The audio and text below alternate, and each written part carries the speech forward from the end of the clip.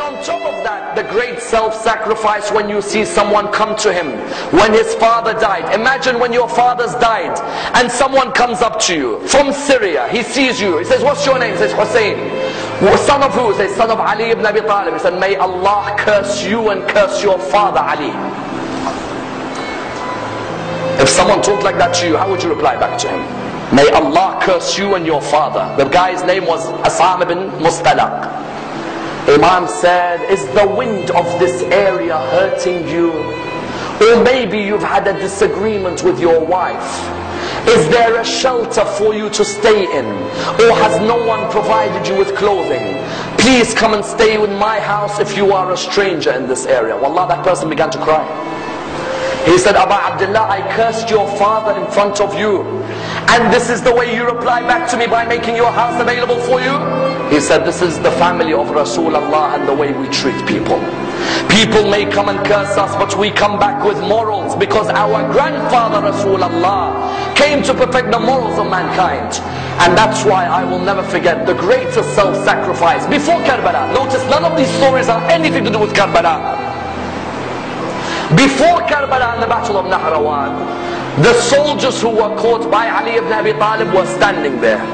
One of the soldiers, you all know him very well. He was fighting Ali ibn Abi Talib on that day. He had some rope around his hands. It wasn't too tight, but it was around the hands. Imam al-Hussein was walking past. He saw that soldier.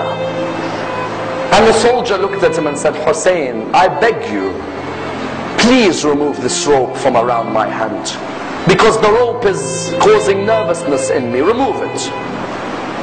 And I'm asking you.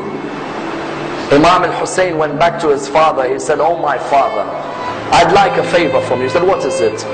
He said, this person over there, do you see him? He said, yes, I see him. He said, he says to me, the rope is tight around his hand, even though you will never put a tight rope, but it seems to have been hurting him. And he asked me to remove it. Oh my father, do you allow me? He looked at him and he said, Aba Abdullah, go ahead.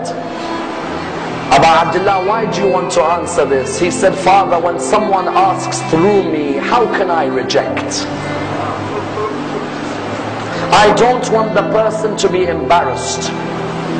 When you realize who this person is, that's when you realize how magnanimous a man this man is.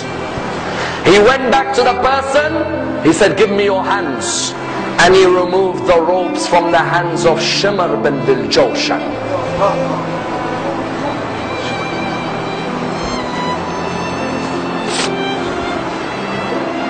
Tell me, which mercy did he show to you when he sat on your chest on the afternoon in Karbala?